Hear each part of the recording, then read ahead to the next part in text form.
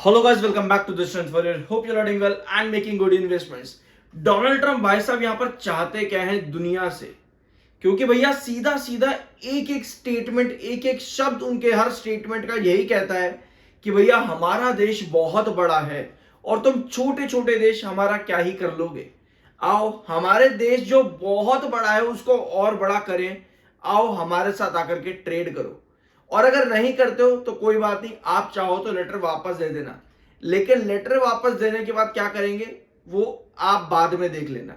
भैया इतने सारे स्टेटमेंट, एक एक स्टेटमेंट इन भाई साहब का, यहां पर देखो एक एक स्टेटमेंट इनका मुंह खोल करके आता है कुछ इस तरह से, और हर स्टेटमेंट में इनका बस यही होता है कि भैया हमारा देश बड़ा है, आकर के हमारे साथ ट्रेड करो। ऐसे में वॉलेटिलिटी इनके अपने ही देश में पड़ गई। 3 जुलाई से लेकर के आज की डेट अगर आप मार्क करोगे, जितने भी सेशंस मार्केट के यूएस के चले हैं, वॉलेटिलिटी इनके ही देश में पड़ी है। ऑल दो एशियन मार्केट्स भी नीचे आते देखने को मिले, कहीं ना कहीं इंडियन मार्केट अभी भी काफी हद तक स्टेबल है। रीजन यही है कि अभी भी इंडियन मार्केट के साथ में, या फिर आप कहो कि इंडिया के जो टैरिफ डील है उन पर नेगोशिएशंस अभी भी चालू हैं। ये एक रीजन हम कह सकते हैं कि भैया इंडिया के जो नेगोशिएशन टर्म्स हैं टैरिफ को लेकर के यूएसए के साथ में, वो अभी भी चालू है। वेयर आज 14 देशों को तो भैया ये भेज चुके हैं, लेटर भेज देंगे भैया 1 अगस्त से हम लगाना शुरू कर देंगे टैरिफ। और सब चीजें इनकी अपनी शर्तों पर चल रही हैं। स्टेटमेंट अगर आप रीड करोगे एक एक स्टेटमेंट, यहां पे सबसे जरूरी स्टेटमेंट भैया यही है इनका, सबसे जरूरी। अब क्या बोला क्या है इन्होंने, इसको एक बार रीड करो, यहां पर बहुत इंपॉर्टेंट है। देखो बहुत इंपॉर्टेंट है, ये मत समझना कि मैं पैराग्राफ रीड कर रहा हूं, एक एक वर्ड को ध्यान से सुनना। ये जो हाईलाइटेड लाइन है ना, ये वाली पहले तो यहां पर देखो, welcome to the United States, if you would like to participate in the greatest, मतलब कि अमेरिका में आपका स्वागत है। अगर आप दुनिया के सबसे महान देश में इन्वेस्ट करना चाहते हो तो भैया आपका स्वागत है। ये स्टेटमेंट क्लियर कट कह दिए, अपने आप को महान बनाने के लिए पार्टिसिपेट करो हमारे साथ कि हम और महान बन सके।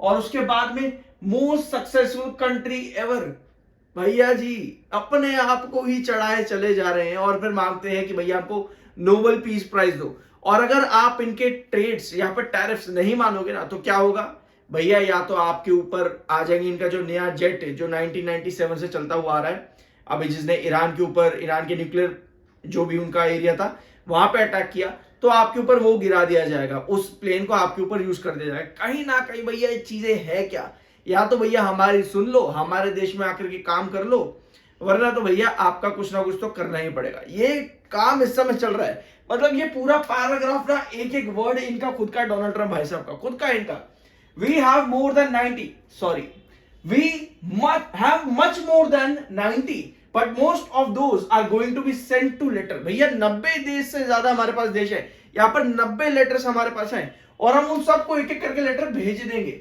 This is exactly what I said. Now we have made a deal with UK, UK के साथ हमने डील कर लिए। We have made a deal with China, China के साथ भी हमने डील कर लिए। We are close to making a deal with India, भैया इंडिया के साथ भी हम डील बहुत जल्द कर लेंगे।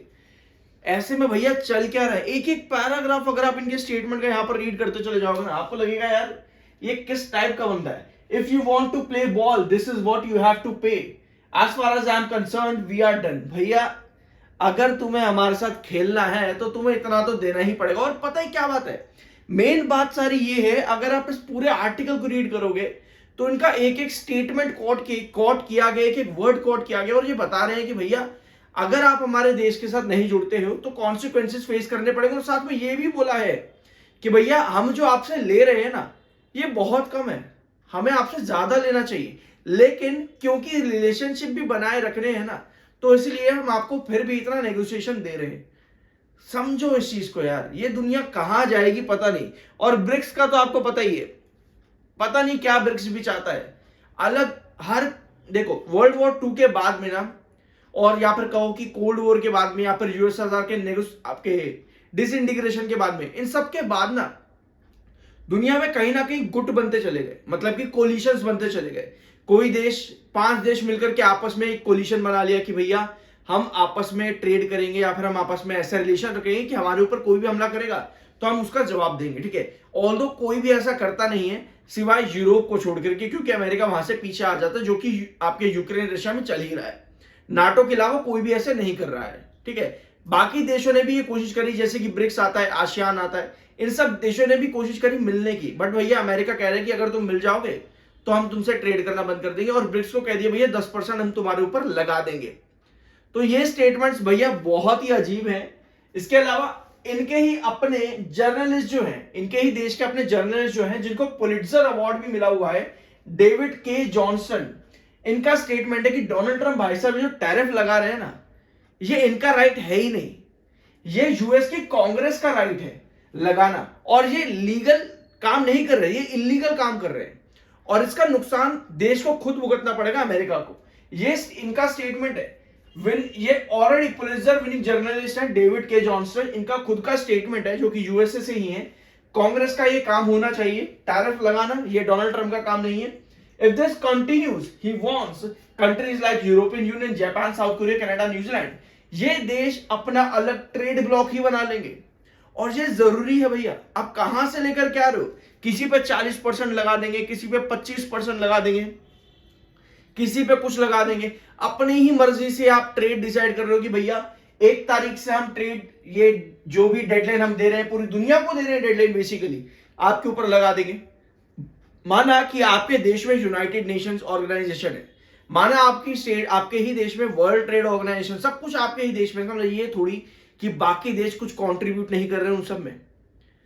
जब ये चीजें बनी थी यूनाइटेड स्टेट ऑर्गेनाइजेशन या फिर वर्ल्ड ट्रेड ऑर्गेनाइजेशन, तब सभी देश एक साथ मिलकर के आया था। सब देशों का आपस में कहीं ना कहीं कुछ तो कंट्रीब्यूशन है, भले ही अमेरिका का कंट्रीब्यूशन ज्यादा रहा हो, बट स्टिल बाकी देशों भी तो है, उनका भी तो कंट्रीब्यूशन है। तो ऐसे में भैया आप अपनी ही मर्जी चलाते चले जाओ कि भैया आप हमारे ही देश में आकर के जो ऑलरेडी महान आप कहते हो उसको और महान बनाओ। तो ये कोई नेगोशिएशन टर्म्स नहीं चल रही, ये बस सीधा सीधा धमकी है। अगर आते हो हमारे देश में आकर के इन्वेस्ट करो, हमारे देश को बड़ा बनाओ, अदरवाइज तुम्हारे छोटे देश को तो हम और छोटा कर ही देंगे।